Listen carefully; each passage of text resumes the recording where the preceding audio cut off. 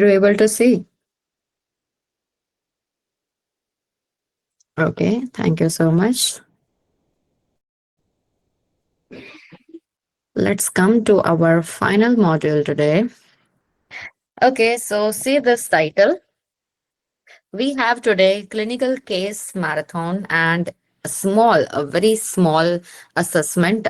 Okay, so before we start, I want all of you to mentally shift your gears little bit because in every session we have some calculation and we had some calculation with formula and the clinical judgment simultaneously. But this is not the calculation class today. Okay, it is all about clinical case. That means it is all about clinical thinking class. Okay. So in hospital, what happened, guys? What is my motive? Let me tell you what is my motive behind putting this session in front of you with this title. We could have been discussed the some other calculation methods and all, but I found this topic should be there in a mini weekly course because why? In hospitals, nobody is going to ask you that tell me the formula to calculate creatinine clearance. Okay, no one is asking you, like no clinician physicians are asking you for tell me whether you know or not, not right, that what is the Cockcroft Gold formula is all about. How do you calculate it? No one is going to ask you that question, but everyone is asking you or expecting from you to answer a particular question, that is this dose safe for this patient right now? That is the tricky question. So formulas, of course, it is the backbone to calculate. But if you are having that thought that, yes, if I know the calculation, I will solve the every query, then you are wrong. Okay. You are only halfway there by learning the calculation and remembering the formula. But the actual questions they are expecting, or you can expect from them to answer, that is this, right? No one is going to ask you that what is the how do you exactly calculate mg per kg, or what formula you are using for renal impairment, what formula you are using for hepat impairment, special population and all.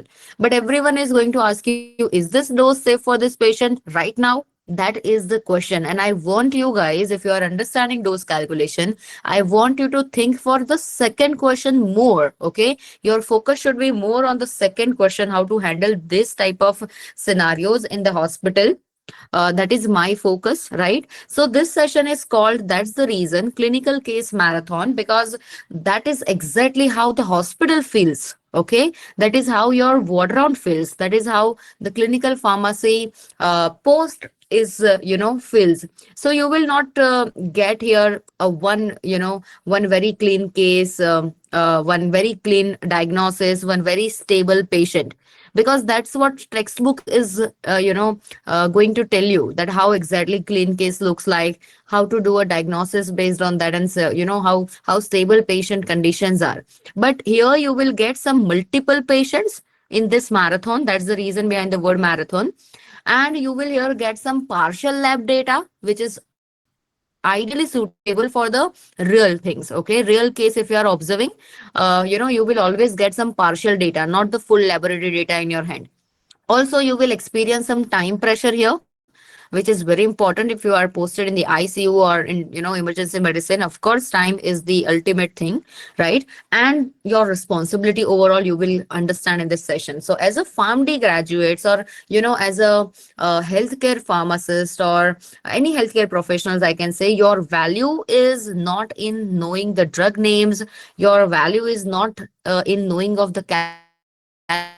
I'm not saying it is not important, guys, but it is only the base. You need to get the base done, and you need to stand up from that base, right? So of course, as PharmD professionals, as a healthcare professionals, your value is not in knowing the drug names or knowing the calculation. Your value is in preventing harm through through practice precision dosing, I can say. Your goal is this, not remembering calculation, right? So your goal is preventing harm through precision doses, and that is why this module is in front of you. So by the end of this session, you should start thinking like, if I approve this dose, can I defend it? If the patient is deteriorates further, you should be having this answer for this question, or you can oppositely think of vice versa. that if the patient will be, in a if the patient will be cured from the disease, right? Is it because of my prescribed dose or my suggested dose or no? Okay, so you can both of the way you can think. So that is the level we are aiming for, guys, for from this module, right? This is the level I want to solve, or I want to ignite one simple curiosity in your mind. And I want you to have the very simple thing in your mind, that calculation is one part. It is only 20-30%. And everyone is having gadgets in your hand. It is only 1 minute away to, if you are forgetting, any chance, by any chance, if you are forgetting the calculation, you want to further, you just want to revise it, so you can do it in microseconds, I can say, by typing on the Google, or anywhere. You will find Cockcroft Gold formula, you will find how to do calculation. But what after that? No one is asking you for what is calculation. Everyone is asking you the after things. How can you prescribe that? How can you advise the dose? They will ask you that whether this dose is safe for this patient right now or no. So I want you to think beyond the calculation. I want you to think beyond the formula. Okay. So have that broad mindset, because here in this case marathon, we will discuss a real patient and real cases, I can say, not textbook cases where you will be having a full laboratory data in your hand, stable conditions, and all those things, clean cases, right? So you won't get here any type of those things. You will get here some very complex scenarios, multiple patient, time pressure, partial lab. How can you exactly deal with partial lab data and all? So this is what about the module is having. I hope it is making you making all the sense to you, that yes, this is how the title of the module is derived, clinical case marathon. And lastly, on the 29th slide, I have introduced some mini assessment for you, which is very simple if you are focused enough, right? So you will solve the case, and we will see that how can be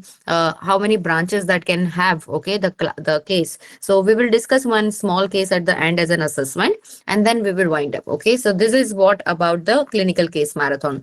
Let's start it with the very first question, and that is the why. Let me explain why this topic matters more than almost anything else in the clinical pharmacy, I can say, right? Because see, most of the serious medication errors are not the dramatical mistakes, I can say. Okay, they are not like dramatically happens. They are always on a small dose miscalculation, or a small type of missed renal adjustment. Okay, so looks very okay. Okay, this all of the mistakes are looks very normal, very okay on the prescription. And these errors don't cause immediate reactions also in some cases, but they cause long time slow toxicity, long time treatment failure, or ICU transfer as well, hospitalization, right? So this is why we say the real patients are not textbook patients. Clinical dosing errors cause preventable harm. It is preventable, right? If you have enough knowledge, if you are practicing in a good way, you can prevent these clinical dosing errors. And pharmacists optimize the dose to match the individual patient needs. That is what the precision dosing is all about, and improve the overall safety in the clinical practice. So real patients are not textbook patients. We always used to say this. Why? Because textbook always assumes some stable renal function, ideal body weight is there, normal liver function is there, predictable pharmacokinetic in a case. These all are things the textbook is assuming. Okay, and providing you the formula also to calculate, which is very easy. But real patients are not in this way, right? And that's the reason why always we are securing very first, second, third rank in our internals or external exams. But when we go to the hospital, we are feeling lost. Why? Because our textbook patient scenario are not the real patient scenarios. It is completely different. Physiology is different, case is different, not enough laboratory parameters is there. In that situation, how to deal with it? Right. So in real patients, the patients will be elderly condition, that will fall the patient into the special population category, right? So elderly with, for an example, elderly patient with the sarcopenia, that is a very real scenario. Obese with altered drug distribution pattern, septic with leaky capillaries. These are real scenarios, guys, right? Pediatric with some immature metabolism. These are how the real patient looks like, and doctors often focuses on the diagnosis and the urgency only. Everything else is up to the shoulder of clinical pharmacist, guys, right? So diagnosis, urgency, those are the physician clinicians matter. Pharmacists focus on the safety over the time, and you are the final safety checkpoint before the patient is getting any type of administration of the drug, right? And that is the reason why pharmacists are called the final safety net. Correct. So if a dose reaches to the patient, the prescription has already been written. Okay, we can assume it. The order has already been processed, and the nurse will administer it. But you will check it, you will reassure, right? You are the last checkpoint. If you miss it, the patient pays the price, guys. Okay, and that is the reason behind this module, to understand the second perspective of the dose calculation, which is not only the formula but actual question which asked by the clinicians, physician, ward rounds, right? So pharmacist serves as a final safety net, specializing in dose optimization to bridge the gap between standardized protocol and unique patient physiological needs, because standardized protocol are the algorithms, guidelines, whatever we have, but every patient will be unique. They are presenting their unique physiological needs, and that's where we need to do a dose calculation, which ideally you can say it is a precision dose calculation in the patient centric way. Correct. Patient is in center, and we are more focused towards this patient care, and then you are calculating the precision dose, which is individualized dose, we can say, and not following blindly whatever the algorithm or guideline is saying. And that is enough for the justification why we are learning this case marathon today. I hope it is clear to you and making sense that why it matters. Your why should be very strong, guys, so that you can have a lot of things later, and you can think in a broad perspective. Okay. So let's start with the core learning objectives today. So these objectives are not academic. Okay. So till this lecture, like all of our 6 modules were having the objectives related to academics things, right? But these are very professional survival skills. Okay. So by the end of this lecture, you will be learning some professional survival skills, right? First, you will be able to apply. Now see here, you will having objectives. Those are starting with the word apply also. Okay, so apply only, I can say. So in this session, you will be able to apply all of the learnings we have learned till this. Okay, so you will be able to apply the precision dosing in the OPD patients and in ICU, because I have two of the things. Like, we will start with the outpatient department. How can you make the significant difference while applying precision dosing principles, and we will slowly move forward with the ICU settings. Okay, so you will be able to apply precision dosing in OPD and ICU. OPD and ICU dosing are not the same thing. You know that. OPD errors are often chronic, toxicity errors, while you can understand that OPD errors are generally chronic toxicity errors we can consider, but it is not life-threatening, right? While in ICU, if you are having errors while calculating dose, it can lead to some life threatening errors can be there. So you must adjust your thinking based on in what setting you are practicing, right? OPD or that ICU, right? So you must adjust accordingly. Second objective is you will be able to apply systematically your thinking, that how to identify the dose errors, systematically identifying dose errors within some complex prescription. So this means you should develop a mental checklist, I can say. Okay, by end of the session, you will be able to develop a mental checklist that yes, I need to check what is the age of the patient, whether it is correct or no,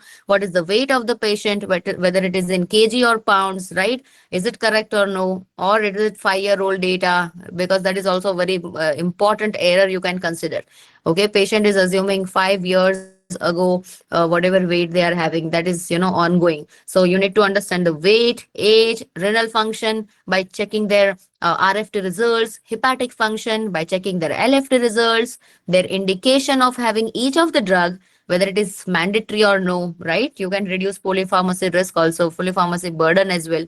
And you need to check the duration as well, how long they are taking. You will be surprised to know many patients are taking pantoprazole since 3 years, 4 years, and more than that also, right? It is wrong duration, guys, right? There is no need of having it. Of course, if you have antacid acidity problem and all, you are taking it, that's correct. But some patients are assuming, some literate patients are also assuming that if I'm not taking this tablet, I will end up with some disease or something else, right? So duration also you need to check. If any of this is ignored, if age, weight, RFT, LFT, indication, duration, the dose can be wrong. You know that, right? So that systematically identifying the error is the second objective. And third last objective will be, which is I consider the most important, is you will be able to provide here the evidence based justification, which is very important, because in ward rounds, while suggesting this is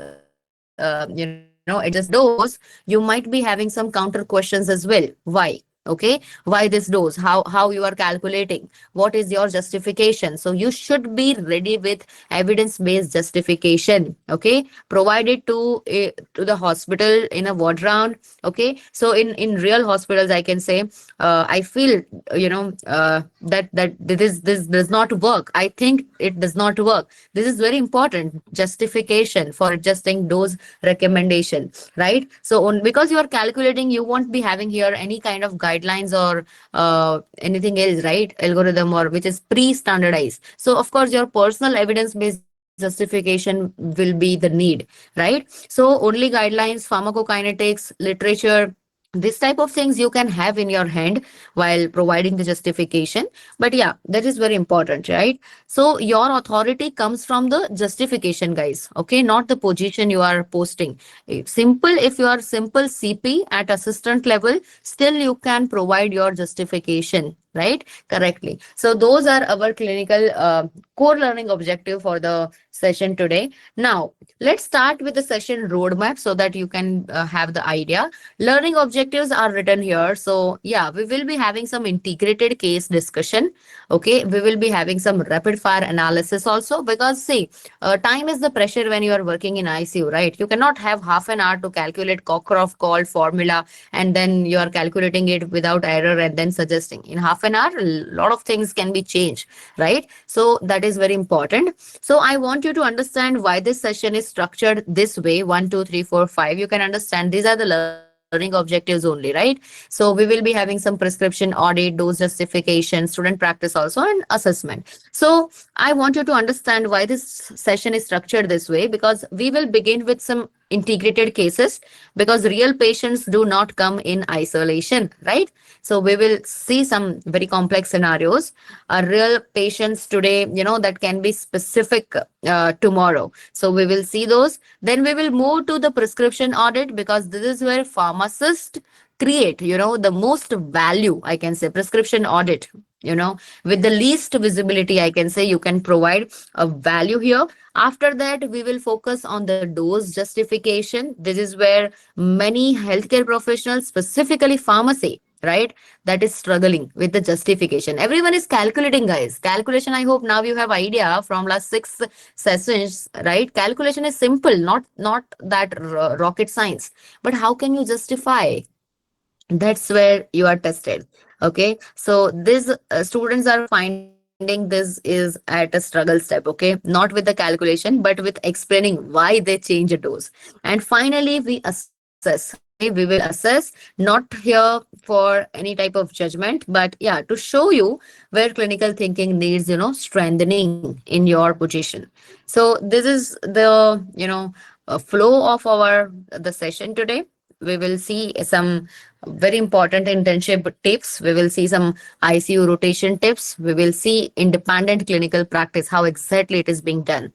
So this is the session roadmap and the flow. Let's start with the clinical case marathon concept. Why a marathon and not a single case? Because competence comes from repeated exposure, right? So yeah, when you see one real case, you will remember a formula, guys. Yes, I need to apply a Cockcroft Gold, right? But you will see 20 real cases, you recognize the pattern. That's what the reason behind we will be seeing a lot of cases today. Okay, and rapidly, not about deep diving into each case. Okay, rapidly we will see the case processing, because in every module I had introduced cases to explain you something, right? To calculate something. But today we will be having a rapid case processing. Okay. So if you are seeing a one case, you will remember the formula. But if you will see 20, you will recognize the pattern. And this session trains your brain to rapidly classify the patients, identifying, very important red flags, I can say, right? And also to decide whether to intervene or accept a dose. So that is what the marathon is all about. Hospital rounds are very fast, guys, right? Hospitals round are very fast, and nobody waits while you receive, when you receive the information or you revise the notes. This marathon is built on this clinical intuition, you know, decision, decision capabilities, decision abilities, right?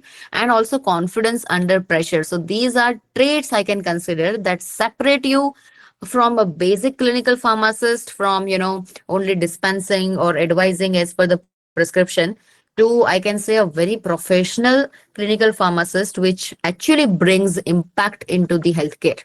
Okay, so let's start with the very first scenario. Then I will say it is a OPD scenario, guys, and we will see some medication risk here. So you know what, most of the people think that the ICU is only the dangerous place, but let me tell you guys, OPD is actually more risky in a different way, I can say. Why? Because OPD prescriptions, I can say, these are repeated, these are repeated for weeks and months because patient is going home and taking medicine from themselves. And it often lacks the recent lab data. No one is advising them to recheck the data again and again. And also patient is not having that much of I can say that much of time, or some other factors are also there, that you will be having lack in the recent labs data, and they are also copied forward without any review, right? They are taking the same dose for multiple years, I can say. So a small dose error, if OPD patient is having that, it is not causing immediate harm, of course, but it can cause a gradual renal damage patient is not aware of. It can cause the accumulation of accumulation of the drug. It can lead to toxicity, and sometimes treatment failure also they will develop. And you know the reason, right? Resistance and all. So this is why pharmacist must be, I can say, extra efforts is required in OPD. Extra vigilant is required in OPD. When I can say, even when prescription looks very routine to you, but still some extra care, some extra monitoring is required while handling OPD prescription. So OPD errors are the silent killers, you can consider, guys. It is giving impact on a long run, not immediately. See this case, renal case it is. So this is renal case which is related to the levofloxacin drug.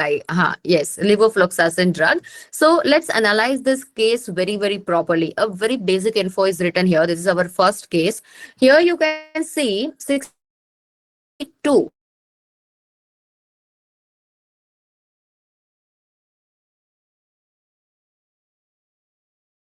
once daily. Once daily. OD was the dose. Please have pen and paper with you and write the cases for your basic understanding in whichever format you like, so that you can analyze the case. 62-year-old male with CKD stage 3 prescribed with levofloxacin 500 mg once daily. Now, this is very common antibiotic, right? Levofloxacin is a very common antibiotic. Most clinicians won't think twice here. Okay, most clinicians won't think twice here, but as a pharmacist or a healthcare professional, we must ask, what is the actual creatinine clearance a 62-year patient is having? Is this stable CKD, or it is in worsening case? By checking the creatinine clearance and by staging, you will examine this. Or you can also ask, is the dose is appropriate for this renal function? 500 mg. You know that how exactly levofloxacin will be calculated here. You need to first calculate the creatinine clearance a patient is having, for which you will require age, weight, and you will have required serum creatinine status as well. And you will do that Cockcroft-Gault formula. You will categorize patient based on that, at which stage the CKDs fall. Of course, the patient is having stage 3, so you can have idea. And then appropriately, you will calculate the required dose, levofloxacin, right? So this questions should come into your mind while looking at this, the whole case, that what is the actual creatinine clearance? Is this stable CKD or worsening? Is the dose appropriate for this renal function or no? Because it is a stage 3. Levofloxacin, guys, I can say this, you can consider that this is a, renally eliminated drug. And if the clearance is reduced in particularly stage 3, the drug can actually accumulate, right? It can cause the CNS related toxicities, QT prolongation risk as well. And it focus on the age here, 62. So the question is not, is the lower fluoxacin indicated? Right? It is not the question here. The question is this dose safe for this kidney to eliminate?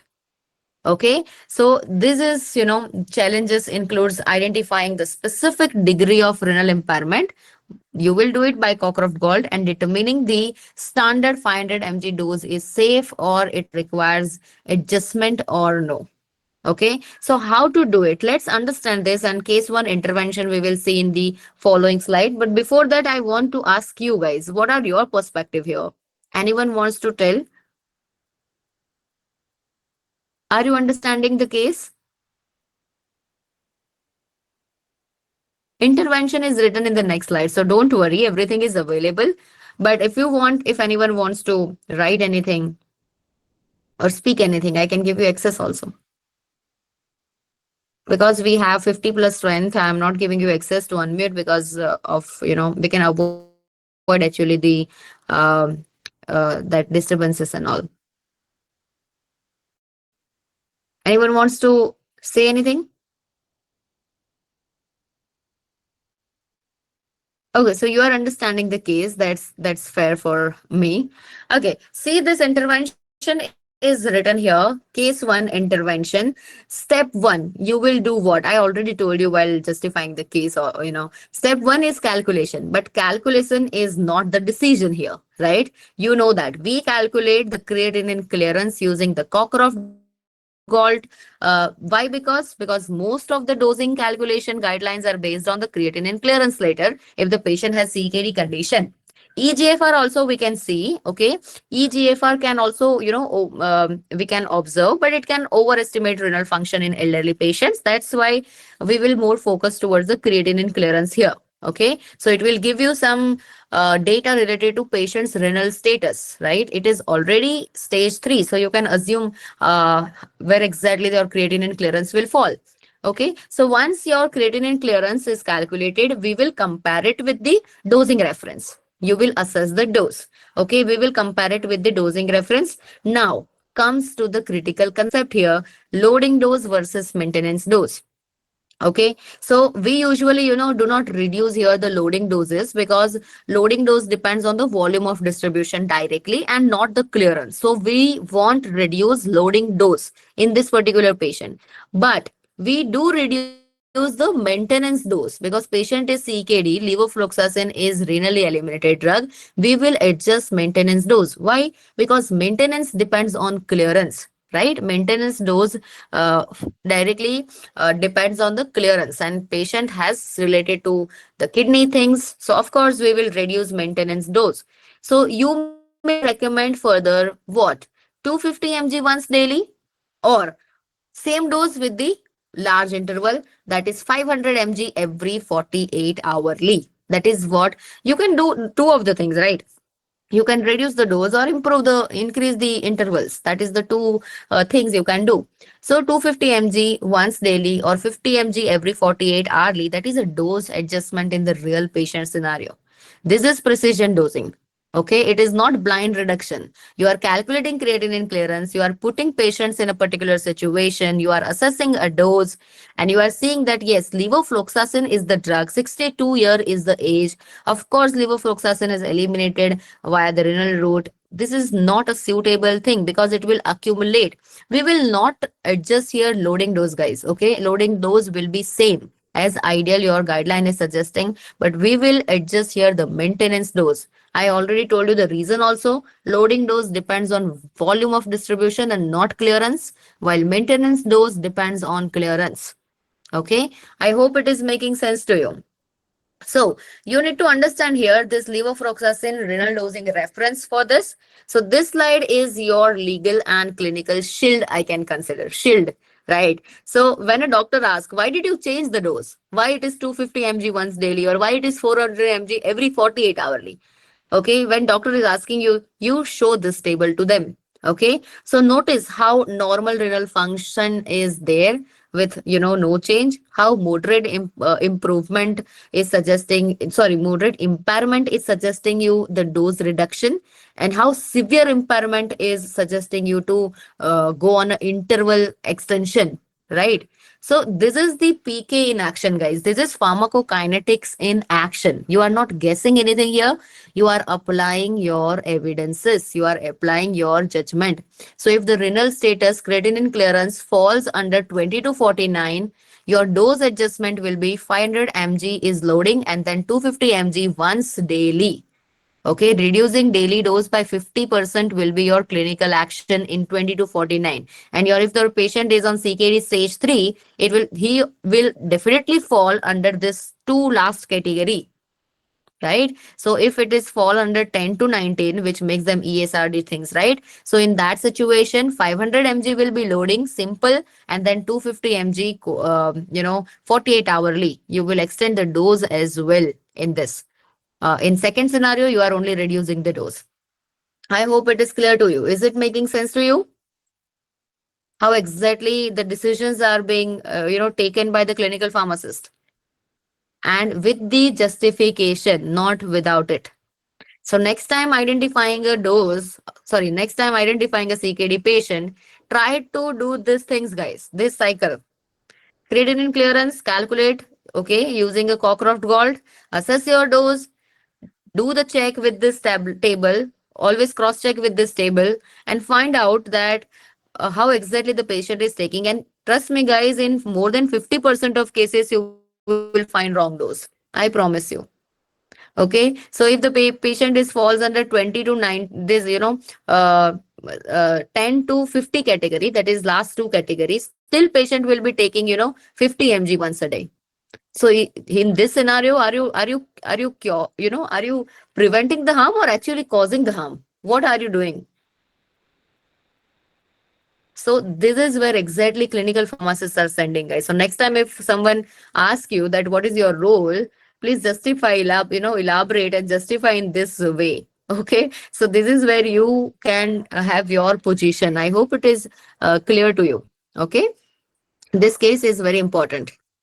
Okay, let's move forward with the next case because it is marathon. We need to little bit, go faster. Yes, you just need to apply your all over theory knowledge of the all six modules here. Okay, so that's the reason I am not repeating everything. See this. This is a pediatric dosing calculation case. Pediatric dose. Paracetamol is the very important drug when we are discussing this. So let's shift to the pediatrics where dose errors are, I can consider, very far less forgiving. We cannot forget any type of, we cannot actually negotiate with this dose calculation, guys. Okay. A 4-year-old, here you can see it is a weight-based dosing versus fixed adult dosing case.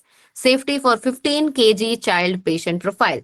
And the patient age is 4-year-old. 4-year-old child weighing 50 kg. Get your pen and paper and write it for a reference. 4-year-old child weighing 50 kg is prescribed with 500 mg paracetamol, and that is also TID. Okay, so I hope now you have meaning all the meaning clear in your mind, abbreviation, right? TID. So this is a classic adult centric error, guys. You can consider, right? Because 500 mg is the adult dose, right? Even in adult also 500 mg TID is a very big, right? So in a very serious scenario, it is being prescribed. So this is a classic adult centric error you can observe. And childrens are not small adults. We cannot say them that give the half tablet. No, they are immature. They are having very immature organs, immature liver enzymes, very limited, very limited glucuronidation capacity, I can say, if you know glucuronidation, right, process. And also they are having higher, very higher risk of dose related toxicity, having dose related toxicity. Standard pediatric dose for, uh, you know, standard pediatric dose is 10 to 15 mg per kg per dose, guys. for this. I'm again saying standard dose for paracetamol. Paracetamol is a very normal drug, right? So that's the reason you can have idea that it is 10 to 15 mg, 15 mg max per kg per dose. Okay, I'm saying not per day. So if we are calculating as 10 mg or 15 mg, for example, per kg, patient is having 15 kg weight. So you will multiply 15 by 15. So 225 mg per dose will be there, and patient is receiving 500, which is into 2. Okay, so just understand that. So far, you can understand that here the error type of things, and it is also very common. So for this particular child, you will consider 15 kg per, 15 mg per kg per dose. So of course you will multiply 15 into 15. You will be having 225 mg per dose, correct, for this particular patient. But child is receiving here 500 mg, and that is also three times. So that is making 1500 mg per day. This is more than double the safe exposure, guys. More than the double, I can say. So this is not a mild error. And let me tell you, this is the true case. Okay, true case we have observed in the pediatric unit. This is more than double, but who will intervene? Right? This is a potential, I can consider this is potential hepatotoxicity case. Okay, because here no, like they are they are prescribing fixed dosing to the pediatric, and they are bypassing the weight based calculation, right? So of course it can lead to major hepatotoxicity. And remember, parents trust the system very blindly, guys, right? Your intervention protects a child who cannot protect themselves. So pediatric calculation is very important, right? See the slide, pediatric error identification. So this is only to make you aware that this type of errors you can find in the prescription while handling pediatric cases. So this pediatric error identification. So let's say with the pediatric case and understand why this error is so dangerous, not just that it is wrong. I hope this calculation is making sense to you, Rao. Okay, we need to do mg per kg here, simple. And that is leading to, if we are considering 15 mg also, it is 225, right? And patient is receiving 500, and that is also three times. So it is 1500. Okay, so I hope this is simple. So yes, understand paracetamol toxicity is a dose dependent, guys. Okay, paracetamol toxicity is a dose dependent, but in children the margin of safety is very narrow. In adults, what happen, multiple metabolic pathways are there, and they are also well developed in the adults. And also excess drug can be shunted towards the safer type of pathways in adults. That is also alternative mechanisms happens in the adult body, but these two things cannot happen in the children. Okay, so there this I told you glucuronidation pathway, that is very immature in the child. Okay, sulfation pathways are also saturated very faster in the children, right? And excess paracetamol is directly diverted to the very toxic metabolites. So in the children it is very common, right? So now think very critically here. This child may not show the symptoms at a very first day receiving 1500 mg paracetamol, obviously not. But there may be you can consider that later major hepatotoxicity will be there. There maybe no immediate pain will be happen to child, or no rashes will be there, or no vomiting will be there. But hepatotoxicity develops very silently, and this is why pediatric dosing errors are often discovered after the damage has occurred in our healthcare setting. And as a healthcare professionals, as a clinical pharmacist, we must intervene before the toxicity occurs, not after it. What you will do after, right? No, nothing is there. So not after liver enzyme rises, or not after AST will, touch to the sky. No, that at that point we don't have any option, unless and until we will introduce some high antibiotics to cure further that condition. And again we will contribute towards more toxic ADRs and all. So it is a cycle, then it is a loop then, right? So your responsibility to identify this before it can actually reach to the patient, right? So That's the reason. No, this slide is a very important to teach one very core principle. I can say in pediatrics, even common drugs like paracetamol becomes very high risk if the dosing is wrong, guys. So you would need to calculate weight based. 15 mg per kg per dose is the standard target. Overdose, yeah, current TID dose is 1500 and recommended, that is very undefined and that is total daily dose and it can lead to hepatotoxicity risk. So that is a very important case in the pediatric setting. You can always check it out. Next, I want to discuss about the obesity. Obesity and it is related to low molecular weight heparin. Okay. So it is a very important thing because that dosing is prophylactic use also versus you therapeutic use also. So let's talk about obesity, guys. One of the most misunderstood dosing scenarios we will discuss. Here you can see the female patient is there having 110 kg weight. Okay. Female patient 110 kg is the weight, prescribed enoxaparin 40 mg once daily. Okay, 40 mg once daily enoxaparin, female 110 kg weight. Obesity case is this. Many clinicians here, assumes that the standard prophylactic dose that should work for everyone. You know what? They have that mindset while practicing that if you are using a standard, very standard prophylactic dose, it should work for everyone. But obesity, obesity fundamentally changes the whole pharmacokinetic, and you know what is PK and PD. Okay, what body does to the drug is the pharmacokinetic, guys. All your ADME profile is working on this principle. And when I say obesity change pharmacokinetic, means all of your drugs will behave very differently. Okay, it will directly increase the volume of distribution, altered all type of subcutaneous absorption of the drug. It can also increase the clearance in some patient. All of things can be happen with the obesity scenario. So the key clinical question here is this prophylaxis or a treatment here? Okay, if the patient is 110 kg female, having enoxaparin 40 mg once daily, is it prophylaxis dose or is it a therapeutic treatment dose?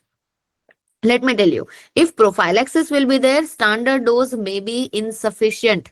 Standard dose, which is this, which will be insufficient. Risk will be there for this, I can say the risk will be there for generating VT. Okay, so venous thromboembolism, and that despite a very appropriate prescription, right? So yeah, if it is for prophylaxis, this can be there. But if it is therapeutic, enoxaparin 40 mg once daily, fixed dosing again becomes dangerous in obesity, guys. Okay, so here the pharmacist must decide. Clinical pharmacist or healthcare professional working in this field must decide that is this patient is underprotected. Should weight based dosing be recommended here or no? Any type of other monitoring is required for this particular patient. So this is a very silent failure risk, whether the drug is for prophylactic or for therapeutic. The standard dose is very risky. The patient doesn't bleed here, but yeah, patient will definitely develop thrombosis. Okay, so silent failure risk is always related to the obesity. So I hope that you can just relate it, because see, this is a very ideal situation and common situation. You will find a obese patient receiving enoxaparin 40 mg once daily. This is a very common thing you will find in the prescription if you are going daily on a ward round or practicing in a healthcare setting. But next time, if you will feel this, just ask yourself whether it is prophylactic or therapeutic. Even if it is prophylaxis, the standard dose may be sufficient. And if it is therapeutic, fixed dosing becomes again dangerous. What you will do in this case? I already told you how to calculate obesity related calculation. Okay, so you will see here the adjusted body weight you need to calculate. See, that should be based on total body weight patient is having, ideal body weight patient is having, and adjusted body weight a patient is having. So here you will do weight based calculation, but weight you will calculate the adjusted one and then you will use your formula. And that will be your precision dosing for this particular obese patient. Okay. So are you able to understand how we are proceeding forward? Yes or no? Yes. So you will calculate here the adjusted body weight, and then you will do a weight based calculation in this particular scenario. I have not included the intervention slide for obesity because if you are understanding the previous session, if you understood till here, then you will understand the entire scenario. Okay. So let's understand some ICU cases. We will, now understand this ICU cases. Now we will cross a very critical boundary, I can say, that is OPD to ICU, and everything changes in ICU, right? Everything is different. Organ function is unstable, drug clearance, fluctuates daily, I can say. Distribution volume is expanded, protein binding changes, everything is here different as compared to the OPD. And in ICU, yeah, yesterday's correct dose that can be today's overdose or underdose. You know that, right? So if you are calculating today, you cannot apply tomorrow. You need to again recalculate tomorrow based on the current situation, right? So this is where clinical pharmacist becomes very very essential, guys. You have immense role as compared to OPD. You have very much large role in ICU, guys, right? Because every day new calculation will be there, every day new recommendation from your side, interventions from your side will be required, right? So in ICU, static dosing is very dangerous. We cannot we cannot do a steady dose. We cannot give a steady dose. And assumption also we cannot do. Assumption will kill patients in ICU. So let's move to the real ICU decision making, guys. Let me introduce a very important case. Sepsis, one of my favorite topic to discuss all the time. Sepsis with AKI, acute kidney injury. This is one of the real cases, guys. Okay, and one of the most critical dosing scenarios in the clinical medicine you will face here. Here, the patient with sepsis and AKI is prescribed one very important combination, piperazoline tazobactam. Okay, so patient having these ICU scenarios, sepsis and AKI, and the patient is prescribed with piperazoline tazobactam, the combination agent, right? And many people, make a reflex decision here. Reflex decision means that creatinine is very high, so you need to reduce the dose because the patient is having AKI. Interventions should be focused on piperazoline tazobactam dosing. The challenge lies in managing managing shifting renal function in the real time while maintaining your therapeutic antibiotic level. So that means, many people make a very reflex decision here that the creatinine is high, you can reduce the dose. This is a reflex is very wrong in early sepsis. Let me tell you, you cannot depend here on a creatinine, and creatinine, if it will high, you can reduce the dose. No, it is a wrong in early sepsis. In sepsis, what happens actually in sepsis, guys? Capillary becomes very leaky, right? Volume of distribution is increasing. Antibiotic will dilute here, and organ perfusion is also unpredictable. These four things you cannot ignore in sepsis. If you will reduce the dose as per your creatinine is suggesting, you know what you will end up with. Antibiotic level never reach to the MIC, that is minimum, if inhibiting concentration. Also you can consider minimum effective concentration, MIC, right? So antibiotic level never reach to MIC, your infection will persist, resistance will develop, you will not get any therapeutic effect, failure will be there, mortality risk will be there. If you are not treating it, ultimately the if it is an ICU case, right, having a sepsis, so of course the death is the only last step. So mortality will be increased. So that is very important case, guy. I will let you know how exactly you should do how we will apply some key principle in sepsis management in the next slide. But just understand the sincerity of this scenario. Okay, so patient is having a creatinine very high, and according to our Cockcroft-Gault formula, if the creatinine falls under the particular scenario where I already told you the table also, the two options are there: either reducing the dose, or if the patient is on very serious condition, you can reduce the dose and increasing the intervals. But either of the option is not suitable in this case because the patient is having sepsis with acute kidney injury, right? So how exactly you will do this, right? Your textbook is not giving you this type of cases. Okay, textbook is only giving you the ideal patient condition, the ideal scenario where the creatinine will be normal, patient is having sepsis with AKI. So, of course, in that sense, you will reduce the dose of piperazine and tazobactam, or you will increase the intervals of the particular antibiotic. But in this scenario, you cannot do it. In sepsis, I already told you four major things. Capillaries becomes very leaky, volume of distribution will be increased, your antibiotic get dilutes here. Okay. And also you cannot predict here the organ perfusion, guys, right? So if you are reducing the dose, your antibiotic won't give you any therapeutic effect in this scenario.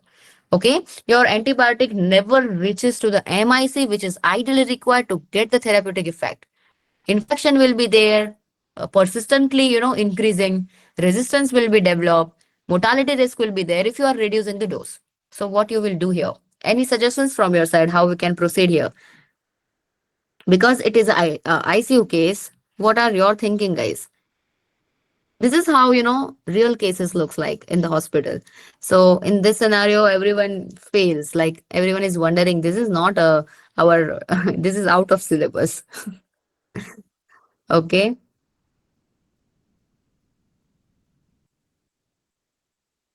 Very complex scenario.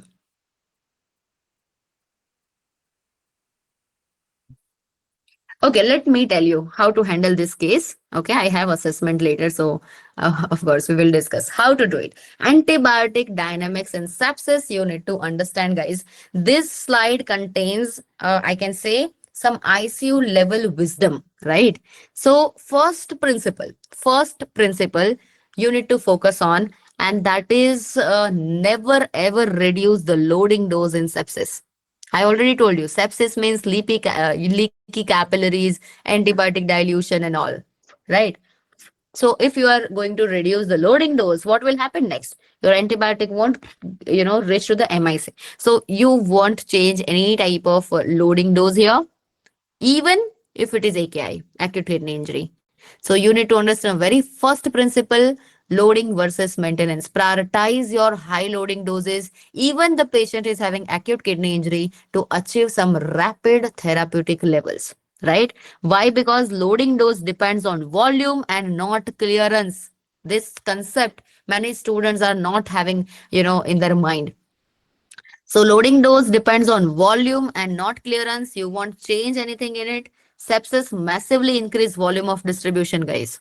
Right? So you need to understand this. And second principle you will focus on, that is maintenance doses. Maintenance doses must be dynamic in sepsis. Dynamic. Renal function in sepsis is not stable.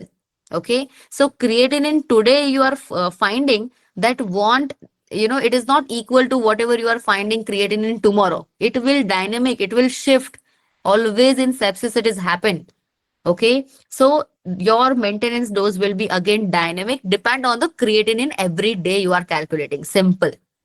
Okay, because it is always fluctuated. And also you will focus on the third thing, which is ARC, that is augmented renal clearance. Be aware of this term ARC, where septic patients hyper clear the drug initially. That means, young septic patients may clear the drugs very faster than the normal guys because of augmented renal clearance. If you don't recognize ARC, you will further you suggest some antibiotics, which is, underdose, or, cultures stay positive for long time. ICU stay also will be prolonged. That things we don't want, right? So you need to understand augmented renal clearance, and this is where exactly clinical pharmacist outperforms. Sorry, this is where the clinical pharmacist actually needed and outperform a protocol, guys. Balancing efficacy and safety in the ICU works like this. Okay, so I hope this ICU case is making sense to you, because it is risk versus benefit. Patient is having AKI and sepsis altogether, and this is very common scenario as well. Like most of the patient, you will find sepsis with AKI. How will you manage the, uh, dose? You are calculating by Cockcroft Gault, but is it suitable? because Cockroach Gold will tell you reducing the dose or increasing the interval. That's it. That is what the Cockroach Gold formula is suggesting you. But what is afterwards? What is clinical decision? How to make it? Right? So based on this, like if even if the patient is having AKI, you cannot mess up with the loading dose. It will same standard because loading doses depend on volume and not the clearance. And maintenance dose, of course, creatinine basic creatinine clearance based. You will calculate daily because it is dynamic in the sepsis cases. Is it understandable? May I know? So 1, 2, 3, 4, 5, 6, 7, 8, 9, 10. Okay, so all are listening to me. So we are having guys 70 plus participants, right? With us. So maintenance dose of the patient can be reduced with the low creatinine clearance. If your creatinine clearance falls under, uh, those stable category, you will further decide that whether to reduce it or whether to go for increasing intervals. Sometime, that table also being very, not ideal, and sometimes it is all situation based. What is the actual scenario? Because it is an ICU patient. Just a minute, I will check whether the Wi-Fi is connected or no. Yes. Am I audible to you guys? Okay, that's fine. There is some electricity issue today. So it is all depend on case, okay? Because the ICU case requires a lot of monitoring. We need to check comorbid conditions and all. But you said in sepsis we have leaky vessels, so will reducing maintenance dose have therapeutic effect? That is also depend on the patient's physiology, and the sepsis is also having some, we cannot say the stage, but of course we can have the idea that at what amount they are, suffering from, and depends on the patient's own situation. But this is the ICU case. We will monitor it in a practical way. I'm suggesting what we are doing in the hospital, that it is always a risk benefit things, right? So whether you are getting the therapeutic effect or no depends on the own physiology. In some cases you will receive, in some cases you won't. So yeah, but you need to calculate accordingly. You don't want any type of toxicity, right? See, I am not here for any type of pre-standardized or that thing. Patient is real, and the physiology is all different. So we cannot here categorized that yes, if the sepsis is having leaky vessel, we will reduce the maintenance dose and we won't get any therapeutic effect. It is not like that. In some patients you will have, in some patients you won't have. Okay, depend on the comorbid condition, depend on other factors, the lifestyle they were having since long time, all the things, all the factors are there. And sometimes some miracles also you will find out in the hospital setting in ICU. You will be having that thought that yes, this won't give any effect, but the patient will immediately show the effect. This is also how it works in the real life. Okay, so yeah, but ideally this should be the path. Okay, ideal things you should know at your level. Then once you will be getting the experience, you will see some opposite scenarios, some other concepts also coming, which is not written in any type of protocol. Okay, so I hope it is clear to you. ICU case, yes or no? Yes. Okay. Let's shift with the vancomycin case, guys. Vancomycin is another, my personal favorite drug always to discuss. Vancomycin dosing represents, I can say, the evolution. Evolution. Yes. Vancomycin dosing, that represent the evolution of your whole clinical pharmacy. Let's understand how. So first I will read the case for you. See, this case presents a patient with a confirmed methicillin resistant Staphylococcus aureus. That is an antimicrobial resistance case. MRSA infection requiring intravenous IV vancomycin. We will review the rationale for the therapeutic drug monitoring. Rationale means why, the justification for the TDM, comparing the traditional, that throw-based approaches with the contemporary AUC guided dosing, that is area under the curve guided dosing. Area under the curve give you whole thing, right? Minimum inhibitory concentration, maximum safe concentration and all. Discussing the risk like nephrotoxicity and outlining the practical steps for implementing AUC monitoring to optimize efficacy and minimize harm in a very critical ill patient. So scenario is very simple: MRSA infection requiring a vancomycin therapy. Now this case utilize your TDM to guide precision dosing, shifting from through-based monitoring to more modern AUC-based strategies. Let me explain you this case. Is very interesting, I can say. See, earlier thinking was what? So in this case, vancomycin dosing, that is representing the evolution I told you of the clinical pharmacy. Earlier thinking was target through 15 to 20, right? But the modern thinking is targeting your area under the curve and your minimum inhibitory concentration, which is up to 400 to 600. So why this change is happening? Okay, shifting in the therapies regimen is happening. Why did this change? Because this, through levels are very poor predictors of exposure, guys. Very poor predictors you can consider. Okay, if the, two patients with the same through, that can have very different area under the curve results, right? So based on individualized patient, we need to decide. So see, in critically ill patient, renal functions fluctuates all the time. Volume of distribution is also expanding and risk of nephrotoxicity is also there. But what is the pharmacist's role in this case like this? So pharmacist's role is to request the appropriate levels to use, interpret the exposure, and adjusting the dose before the kidney injury actually occurs. Okay, so I will tell you in next slide that how exactly vancomycin TDM, therapeutic drug monitoring matrix, works, and you will understand. But just understand vancomycin case. This is MRSA infection case which requires the vancomycin therapy and requiring IV vancomycin. Okay, it is ICU case. So understand this monitoring precision related to vancomycin. This slide explains the reason why area under the curve matters to us. Okay, so see, AUC AUC and MIC ratio is 400 to 600. So that is meaning maximizing your bacterial kill with this means your area under the curve and MIC suggesting 400 to 600, maximizing your all over bacterial kill and minimizing the risk of toxicity, nephrotoxicity. Because I told you, area under the curve gives you the range of minimum inhibitory concentration to kill the bacteria which is required, and the maximum safe above which you cannot prescribe or dispense. Okay, so it gives you the maximum bacterial kill and minimizing your toxicity profile. Okay, this combination. But when through is exceeding the 20, that is 20 mcg per ml, your nephrotoxicity risk will increase by 15%. So nephrotoxicity risk when the throughs exceed 20 mcg by ml, which is estimated increased, incidence.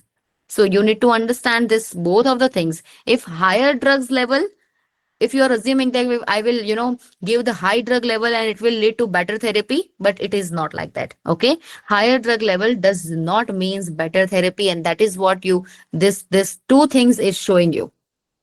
So your responsibility is not to chase the numbers here. That's what I want to elaborate by this case number 2 of the vancomycin case. Here you already understood the dose adjustment and all, but this is very unique, right? Here the number is suggesting you something different. You cannot rely on the numbers here. Your responsibility is not to chase numbers in this particular this type of scenarios, I can say. Important decisions, important concern here is your responsibility is falling to balance the efficacy and safety. Okay, so here if the patient is MRSA, that is methicillin resistant staphylococcus aureus, and requiring IV vancomycin, of course your responsibility falls under to balance efficacy and safety. And this is precision dosing in its purest form, where you are not relying on the numbers. Okay, so precision dosing does not always means applying the ideal formula and ideal calculation and suggesting the dose. It is sometimes not chasing the numbers. Okay, not chasing the numbers and always focused on the patient safety. Okay, because see here the 15% nephrotoxicity risk is improving. Okay, it is increasing if your throughs exceeds 20 mcg per ml. So even if your dose is suggesting you cannot do it. Of course, it will suggest. In many ICU setting, you will see this. Okay, you will see this. It is very common. So this particular case is to tell you don't want to chase the numbers all the time. Okay, precision dosing doesn't mean all the time chasing the numbers. I hope you will fit this thing into your mind. Very simple case, but yeah, the conclusion is very strong. Okay, so this is also the ICU case. Let's move forward with the ICU case 3, which is hepatic dysfunction. So, hepatic dosing is intellectually, I can say, harder. Okay, harder than the renal. Why? Because it is only having child birth category. While in renal, we already have the Cockcroft Gault formula with us. Okay, so hepatic dysfunction is little bit harder than the renal dosing because there is, no clearance formula we have for the hepat. Okay, we don't have any clearance formula and no simple lab technique also we have to, which is equivalent to creatinine clearance, because in creatinine clearance we only require what, age, weight, and serum creatinine, all available in a patient information sheet or lab report simple, right? But in hepat, of course, child pug is a score category. Error chances is also higher, and we don't have any clearance formula for it, and no simple lab equivalent to creatinine clearance. And in liver failure, what happened? In liver failure, drug metabolism slows down, very slow down. Drug is not going to metabolize by your liver, of course, because liver is failing, right? First pass metabolism is completely lost. Anything we are taking orally which goes from the liver, right? And liver is there to metabolize everything, even the drugs. So of course, even the medicine. So first pass metabolism is lost. How can you expect the therapeutic effect in this scenario? No, right? Half life of the drug will be prolonged. You are assuming that the in half an hour or in 4 hours the drug will be cleared out, but your liver is down. So half life are also prolonged, and some sedatives are, especially very dangerous in that this type of scenarios. Accumulation will be there. It leads to some prolonged ventilation. It is an ICU case, so focus on that sense. Ventilation will be prolonged. You actually you will be seeing some delayed awakening, right? And ICU delirium will be also there, we can say. So what is your role? Clinical pharmacist here is must use the child pug scores to calculate hepatic dysfunction. Drug metabolism pathways you must be follows. Okay, because every drug is passing from different pathways. Okay, and the clinical response based on it. So this is a, quantitative clinical judgment, we can say. Whenever there is a hepatic dysfunction, you cannot rely on a very simple thing. You do have a quantitative clinical judgment. Okay, so here you can see assess sedative metabolism using child pug and pathway knowledge scenarios. Pathway means drug metabolism pathways. Patients with the liver failure requiring a sedation monitoring, pharmacist's role is to assess the sedative metabolism and half-life, managing all of your hepatic clearance, which is complex due to the lack of liver creatinine formula. We don't have anything requiring a quantitative reasoning here. Okay, so hepatic dysfunction, all the things are required. I hope now you have little bit idea. Okay. Now, let's start with another thing, which is a very important concept, that is clinical case marathon. Okay. So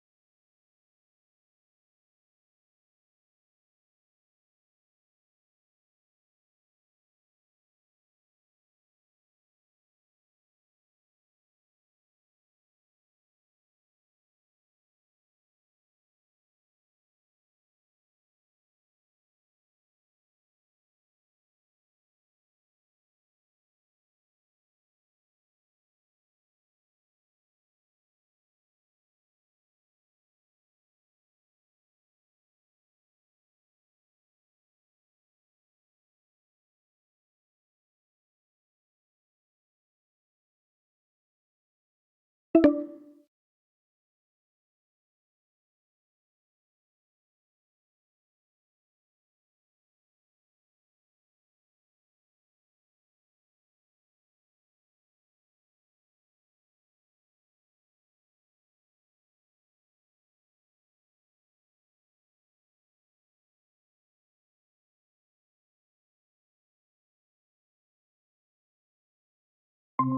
right, patient centric. So good audit, good audit always catches something. Like, for example, renal mismatch things, weight based errors, contraindicated drugs, duplication of therapy. And trust me, guys, when I say these names, no, it is more than you are imagining, right? It is more numbers are coming in my mind that it is very huge, right? 50% prescription has this problems. Any one of this. Okay. And if you are doing a survey in a hospital, if more than 50% of prescription, you will find any one of these errors, whether it is renal mismatches, weight-based errors, contraindicated drugs, duplication of therapy. And this is a proactive medicine approach you can, have, that is prescription audit. So let's understand this. Global prescription error insights. I just mentioned you, but see, this number should, disturb you. Of course, this number should disturb you. 1 in 5 doses contains an error. Okay. So, yeah, 1 in 5. Every every 5 doses. So, 1 in every 5 doses are containing error, and many error passes the verification undetected also by the pharmacist. So, this tells us something very important, guys, here. Checking is not enough, right? Only checking the prescription is not enough. Here, the clinical thinking is required, and that's what we were discussing since last six modules, that clinical thinking is required. Okay, clinical pharmacy is not a clerk type of work, right? It is a cognitive work. If you only verify the doses without questioning the context, you become part of the error. You just become a part of the error chain, I can say. If you analyze patient specific risk, you are breaking the chain. Okay, you can say this digits, and this digits tells the story. Okay, so yeah, this is very important. I will tell you how to do it. This is the audit exercise one for metformin EGFR. For your understanding only, I have introduced this slide. So this case looks very simple, but it is one of the most commonly missed, high risk error cases you can consider. The patient's EGFR, see, clinical findings are written on a very first column. So patient's EGFR is 28 ml per minute. Okay, 28 ml per minute, and the prescription reads the metformin 1 gram twice a day. Okay, metformin current order 1 gram twice a day, BD, okay, BID, that is twice a day. So this is not a dose reduction situation. This is a contraindication. Pharmacy section, contraindicated or a discontinuation. So this is not a dose reduction situation. This is very, very contraindication. Why? Because metformin is renally eliminated drug. Okay, metformin is renally eliminated when the clearance drops below 30 ml per minute EGFR. Your drug will start accumulating. Lactate, lactate clearance jo hona chahiye. Lactate clearance decreases with this situation. You will have here the risk of MALA, MALA. What is MALA? It is risk of metformin associated lactic acidosis, MALA. Metformin associated lactic acidosis will be increased. And the lactic acidosis is the situation which you can consider a very rare, right? Very unpredictable and often fatal as well. So the what is your role here? Your role is not optional here. You must, flag this as an urgent. You can recommend further the complete discontinuation, and you can communicate it immediately. This is not overstepping. This is patient protection, guys. So whenever you found this type of cases, audit, right? Audit exercise, and you will find it. Okay, this type of cases. So if the EGFR is below 30, this type of risk will be very high. And that is the audit exercise number one, to find out certain cases like this, which is very contraindicated. Okay, so we has this exercise number one, metformin EGFR, which is very easy to understand. Next, I have introduced for your understanding, which is gentamicin. Gentamicin in elderly. So this slide teaches again a very subtle but a critical concept, okay, for you. Here you can see 82-year-old, focus on the age, prescribed with gentamicin. Okay, serum creatinine looks normal. I already told you what is serum creatinine. Serum creatinine is what? You can consider it as a breakdown product, like, muscle metabolism waste, right? Serum creatinine looks normal. I told you what to expect with the serum creatinine. Okay, many clinicians stops what? many clinicians thinks what? Like many clinicians, stop thinking here because serum creatinine looks normal. But aging changes the physiology, guys. Muscle mass clearances, right? Muscle mass decreases with age. Serum creatinine looks normal. That's nothing to do with it. Creatinine production falls with age, and serum creatinine appears falsely also. We cannot rely on it in aging patient, right? So normal creatinine in an elderly population that often hides severally, reduced clearance, of course. So gentamicin is a neurotherapeutic index drug. It is concentration dependent agent, and it is also nephrotoxic, autotoxic also, right? So what is pharmacist's responsibilities here? Obviously, you will calculate creatinine clearance and not rely on serum creatinine, which looks normal to you. You will calculate creatinine clearance using Cockcroft Gold. You will recommend extended interval dosing because patient will fall under this category, or maybe dose reduction if the second category will be there from that table I show you earlier, right? And you will insist also on a pick or a through based monitoring for this patient. Failure here, does not cause any type of mild harm. It causes irreversible hearing loss related to gentamicin or a renal failure also. And you will see this in prescription that it is a disease progression. But only we know as in clinical pharmacists, it is not a disease progression. It is error. It is drug related toxicity. It is ADR. Okay, only we know that.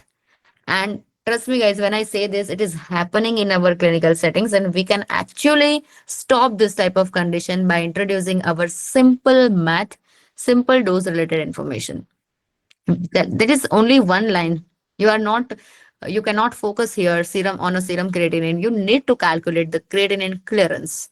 And based on that, you need to adjust your dose of gentamicin. You can actually stopping, the patient from having a renal failure risk or any type of hearing loss risk, which is age related commonest thing you will find it. Okay. So I hope you are taking it, how audit is changing the whole concept. Okay. And so executing pharmacist intervention, identify first the error. Error is very simple. They are focusing towards the serum creatinine and not the creatinine clearance. Okay. So identify the error is, that is what the half of the job. Execution is what protects the patient. So first you need to document it. Okay. If it is not documented, it didn't happen. In our clinical research, always this sentence is very common. Okay. If it is not documented, it didn't happen. So your note is protecting the patient, the team, you also. And second step will be communication. Never say, never use this dose is wrong. This sentence is very incorrect. Instead, you can say that based on the renal function and the guideline, this dose increases the toxicity risk. I recommend to do certain changes, whatever you want to tell them. Not start with this dose is wrong. This is not the correct way to go. And ethics. What do you mean by ethics, guys, in your life? This is the last module, so I want to discuss a little bit more. What do you mean by ethics? What do you mean by ethics? If no one is rules, regulation, very good. Someone will say moral, but ethics is something. See, these are correct, but in my perspective, ethics means if no one is observing you, still you are performing your duties well. That is what ethics means, right? And you know that my ultimate aim is the patient safety, not to counter anyone. So your loyalty is not to, hierarchy. I can say your loyalty is to the patient safety. You are patient centric. Professional courage is the part of your clinical pharmacy. Ensuring patient safety is always the primary driver for the dosing decisions, guys. Ethics, right? So you need to have it. Okay, let me tell you why dose justification matters. Last learning objective for the session today. And this slide explains, why these pharmacists are being often ignored in the hospital and how to fix that. Because I know those questions are coming in the chat box. Okay, will come. So a recommendation without justification is considered as an opinion, guys. Okay. So if you are, recommending something without justification, it is only your opinion, nothing else. But a recommendation with the justification, it is a clinical authority you can consider. Simple, two line is enough. If you are recommending something with the with the justification, this is clinical authority. Okay, you have authority to say that. But without justification, it is just the opinion. And we are not here to give our opinion, guys. We are here to recommend. There is a difference between these two. Okay. So dose justification prevents your ADR, builds the trust with physician also, and it establish your role also as a clinical expert. But without justification, your intervention is optional, right? And yeah, with justification, your intervention is defensible as well. So this is a bridge. If you are doing a evidence-based practice, of course, this can serve as a bridge between knowledge and impact, I can say. Okay, so you need to do a evidence-based practice. You need to do a professional accountability as well. Okay, so understand why does justification matters to us. Always provide that clinical information sources. So a good pharmacist never argues, first of all. Okay, a good pharmacist never ever argues. They provide a clear evidences. They provide reference. You should know where to look. You can go for some renal guidelines, guys. Renal guidelines, KDIGO. Please note it down. They are very simple. You will find it on a Google on a single click. Okay. We have some clinical guidelines, up to date sources. We have KDIGO for renal guidelines. We have IDSA for infectious disease guidelines. We have some hospital protocol, institutional protocols. You need to follow it whenever you are working. Hospital specific drug formularies. We have their own antibiograms, which can give you the whole antimicrobial sensitivity testing. Antibiogram is providing you whole, resistant traits happening into your clinical setting. Okay, make yourself aware of it. Dosing charts you must follow. Okay, in very complex cases, especially in intensive care unit, emergency department, obesity related type of things, pediatric is there, protocols, may not exist for that. So that is where literature becomes your voice. Okay, peer review literature, that is primary studies for off label or complex patient profiles you can follow. Never walk into a discussion empty handed. That is very important to have some reference with you, some evidence with you.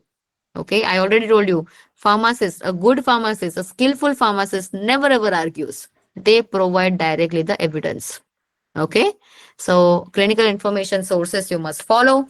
We have dose justification framework also. So this framework should live in your head rentless. Okay, see, during every prescription review you should do these steps. Okay, like you need to check in the monitoring the patient, what is the age, what is the weight, what is the renal status, hepatic function.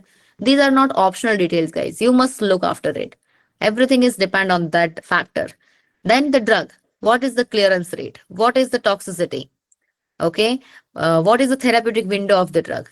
Then the disease, like whether the disease is like sepsis, shock, it is inflammation related, and whether it is altering the drug behavior or no. Okay, and then the monitoring. If you cannot monitor it, you must, conservative this, you need to monitor afterwards, right? Whatever changes you are applying.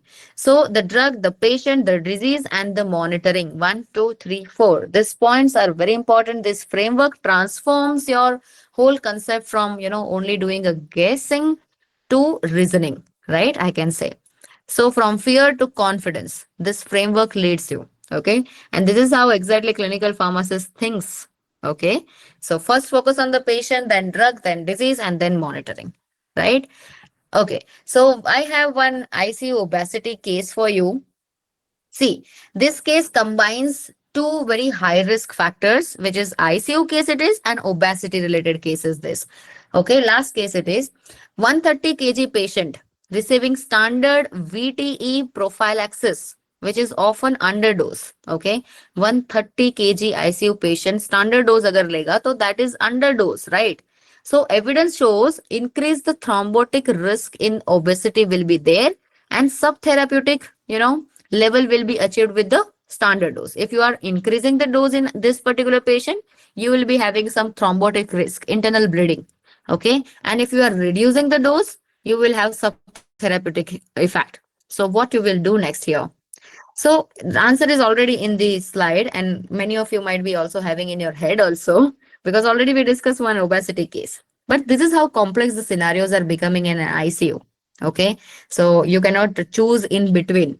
So higher prophylactic doses are, justified, but without explanation, this look like overdosing scenarios, guys. So you know what?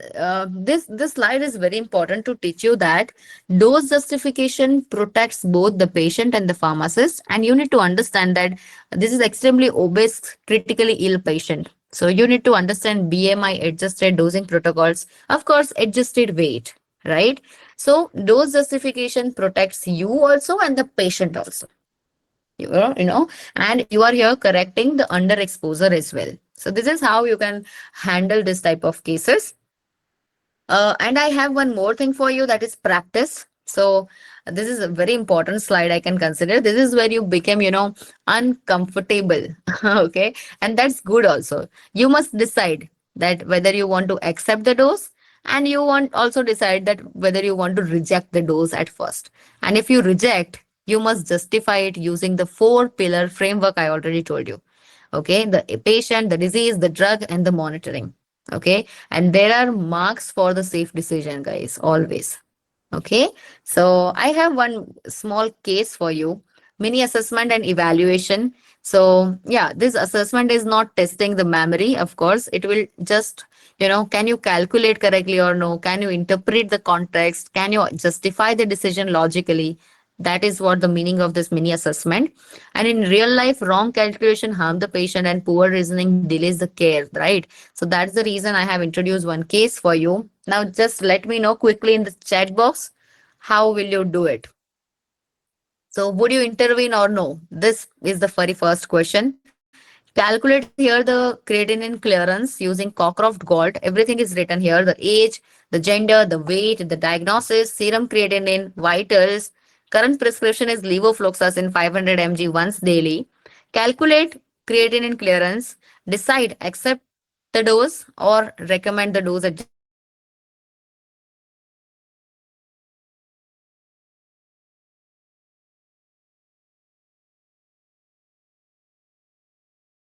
So this is how you can calculate the creatinine clearance. Also let if you want to speak, just give me a sign. I will give you the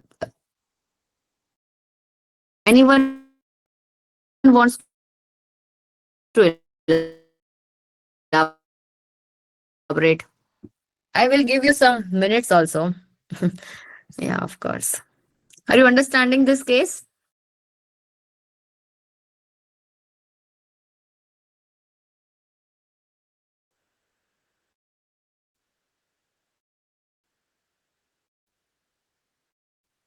Are you understanding the case? Yes or no? Are you able to understand this case? Okay, calculate for me then. I already give you the signs, hints also. I will wait till 8:55.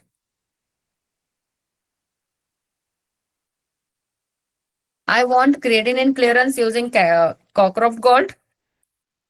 Decide whether to go with 500 mg once daily for this patient.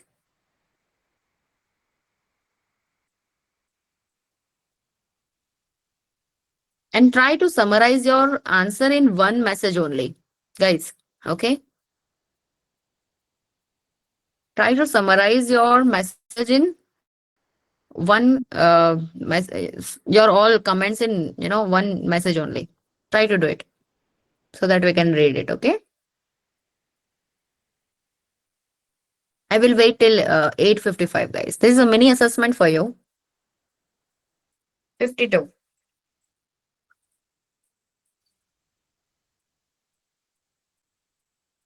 Vitals also, please focus. Patient is stable, not in intensive care unit.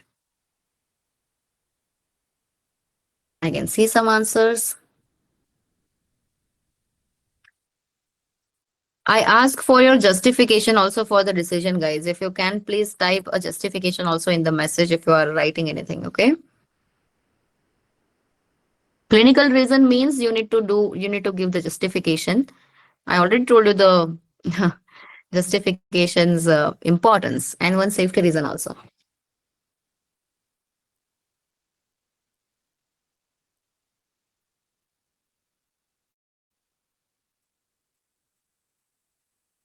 Okay.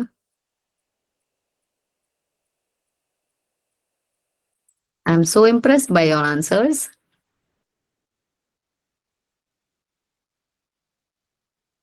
Wow, great.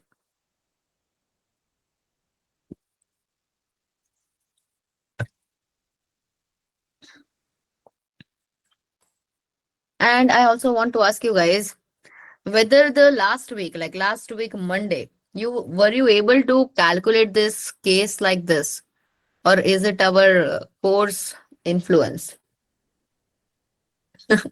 Personal feedback?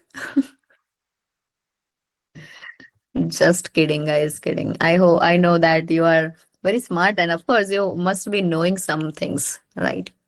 Dose loading, yes. Hmm?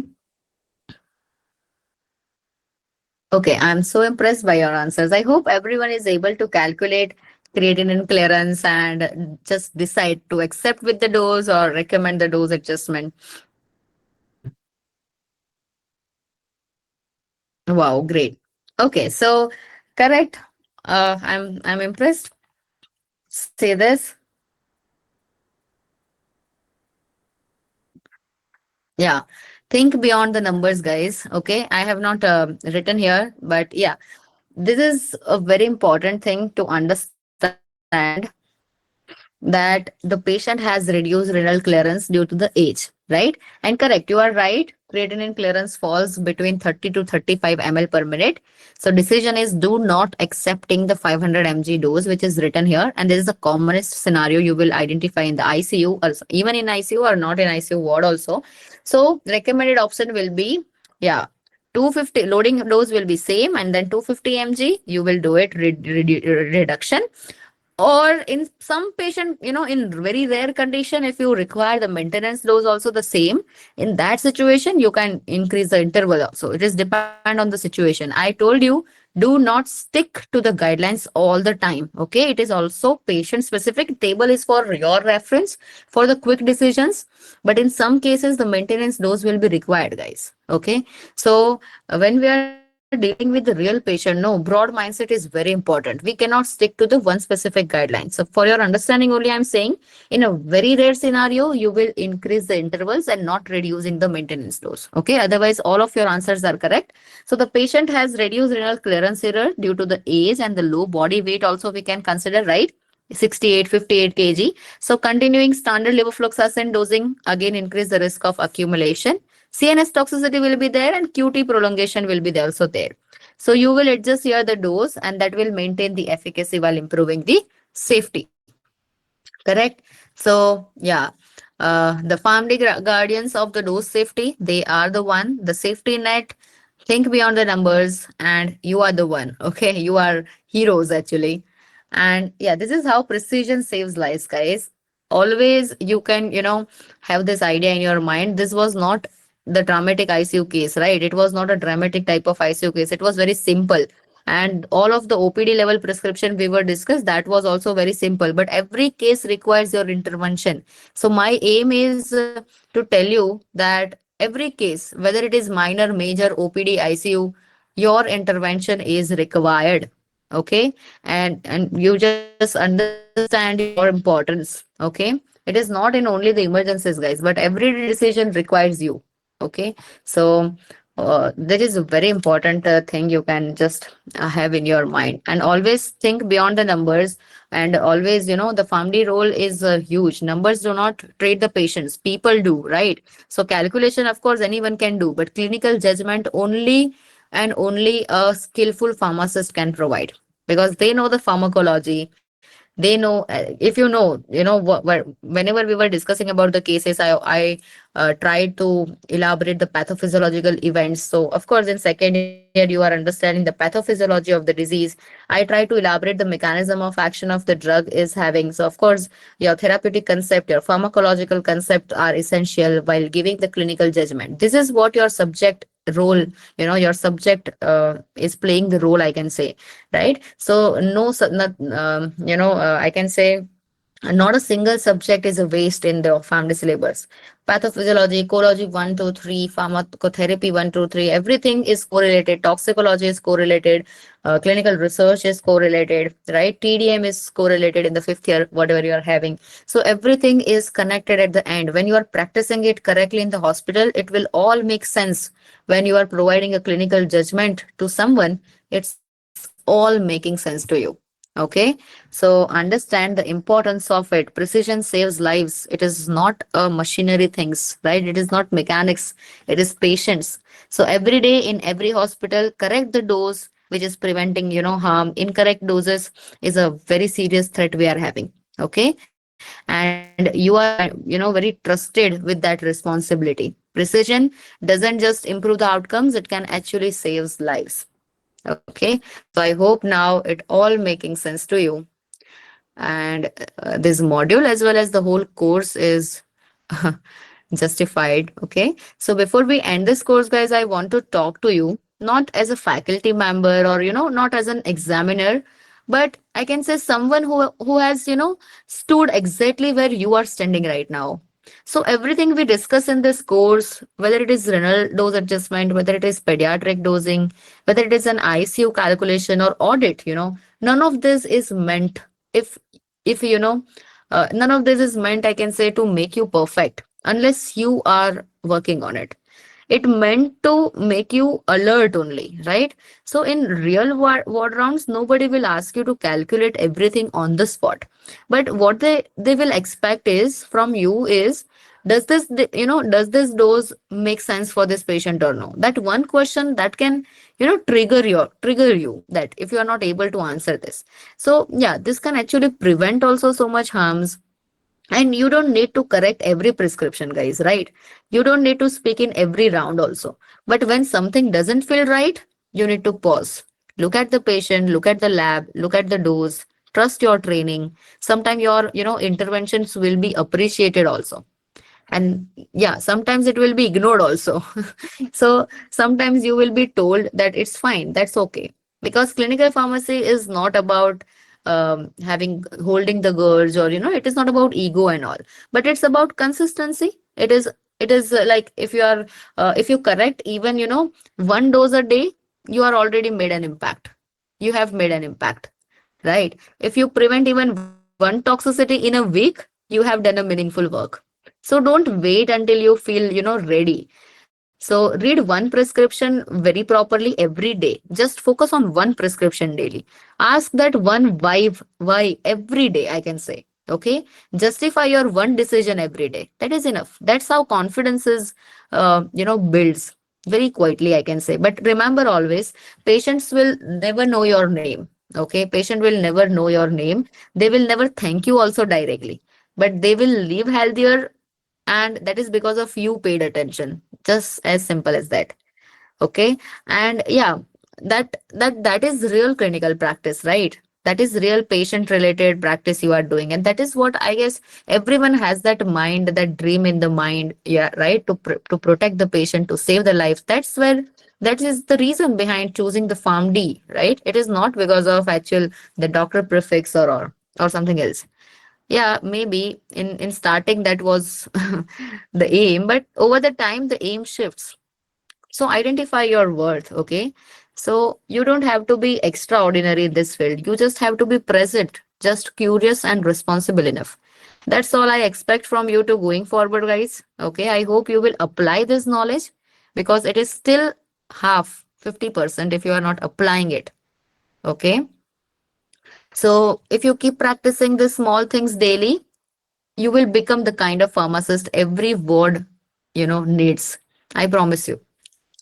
But please apply these things daily.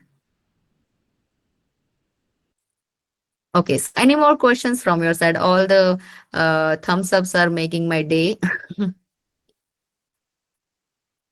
This is the end. I think time flies very soon. But yeah, this is the last module. It is recorded session, so don't worry about the attendance, guys. Yeah, you will be receiving a feedback form. I will also eagerly, I will also wait for that. But yeah, but I just want to ask you guys, is it impactful course for you or no? Okay, so from last Monday to this Monday, you can just imagine that your perspective little bit shift for the dose calculation. Now dose calculation doesn't felt scary to you. That is what my my objective was. Okay. So yeah, it is not that tough. Only few things are there to keep in mind and just go ahead. Still, guys, if you are seeing this recorded session later and found anything, anything,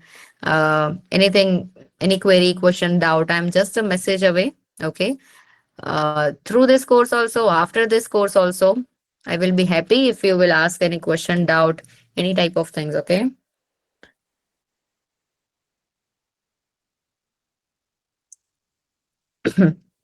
Just give me a minute, guys. Yeah, you can connect. Someone is writing in the personal chat. Yeah, you can connect personally. No worries, right? My number is there in the WhatsApp group. Okay, if you have any type of dosing related, precision dosing calculation, question, queries, confusion, doubts, yeah, you can reach out. Okay, no worries. Is this recommended when two antibiotics given together like piptaz and clindamycin piptaz frequently? TID is correct to maintain the rational. Okay. So, see, yes, maintaining the answer, short answer is yes, I can say. Piperazolin tazobactam can be completely rational, I can say, when, clindamycin is added, as per my experience and knowledge, but only if the indication and patient factors, justifies it. So, you need to check that. The second antibiotic does not automatically mean that it is piptaz frequency that should be reduced. Okay. So, yeah, understand the why also, why these two medicines are given. So that you need to check, and the dose adding the clindamycin, that dose, you need to check both of it. Okay.